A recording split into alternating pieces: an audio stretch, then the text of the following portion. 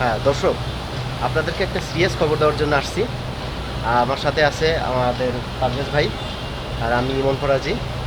তো সিরিয়াস খবরটা হচ্ছে, আমার এক কলিগ আমাকে কালকে বলতেছে যে আর অল্পের জন্য আপনারা জাতি বেঁচে গেছে। কীরকম বেঁচে গেছে দেখেন, শেখ হাসিনা সে পালিয়ে প্রথমে গেল কি ইন্ডিয়াতে গেছে, এখন ইন্ডিয়াতে আছে। এবং শেখ হাসিনার পরাজয়ের জন্য ইন্ডিয়ার যে প্রতিরক্ষা মন্ত্রণালয়ের যে প্রধান ডোভাল ওনার চাকরি যায়। এবং শেখ হাসিনা আরও যে কত রকম এ দেশে ইন্ডিয়ান রেখেছে তা বলার হিসাব মানে বাইরে।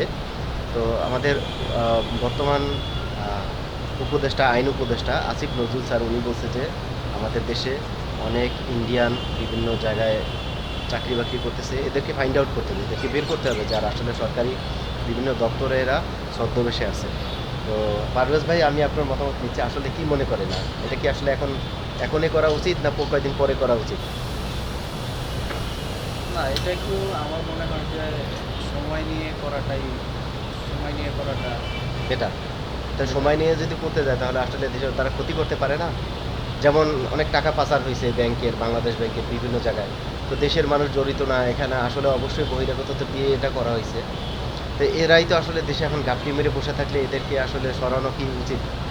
এখন যত তাড়াতাড়ি উচিত, এই জন্য বলছে যত তাড়াতাড়ি সম্ভব তাড়াতাড়ি ওদেরকে ফাইন্ড আউট করতে হবে, নয়তো ওরা দেশে একটা ক্ষতি করে ফেলবে। তো এই কারণে এই আশঙ্কাটা হচ্ছে।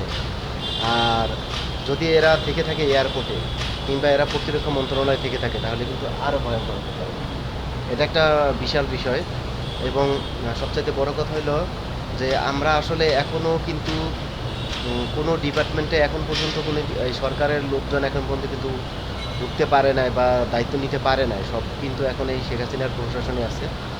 তো এই যে সাবেক প্রধানমন্ত্রী শেখ হাসিনা সে সমাজের রন্ধ্রে রন্ধ্রে। এবং সবচাইতে আশ্চর্যের বিষয় হলো, যখন আমরা গণভবন থেকে যাই, মানে ওখান থেকে যাইতাম আমরা গাড়িতে, বাসে, তখন দেখতাম যে এক ধরনের পোশাকধারী লোকজন ওরা স্পেশালভাবে দিছে, যেগুলো আমরা বাংলাদেশে এর আগে কখনো দেখি নাই।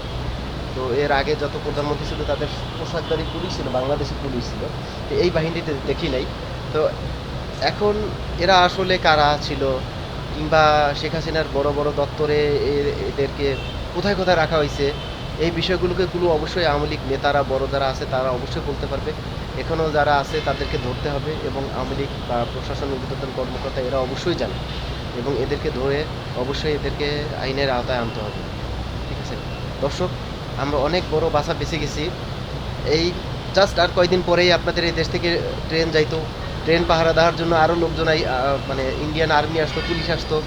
এরকম করে করে বিভিন্ন প্রশাসনে বিভিন্ন জায়গায় জায়গায় পুলিশ রাখতো, আর্মি, পুলিশ, প্রশাসন। তো সব মিলে আসলেই আমরা অনেক বড় বাসা বেঁচে গেছি একটা, আমার যেটা ধারণা। তো আমাদের এই স্বাধীনতাকে টিকিয়ে রাখতে গেলে আসলে অনেক বেশি পরিশ্রম করতে হবে। তারা যেভাবে মানে দেশটাকে যেভাবে আঁকড়াই ধরছিল শকুনের মতো, তার থেকে এই শকুনকে তাড়াইতে আরও বেশি শক্তি প্রয়োগ করতে হবে, অনেক বেশি পরিশ্রম করতে হবে, বেশি মেধা খাটাইতে হবে। নয়তো আসলে আমরা অচিরেই মানে একটা এই যে মানে এলোমেলো একটা অবস্থা চলতেছে, এটা আরও বেশি বাড়বে।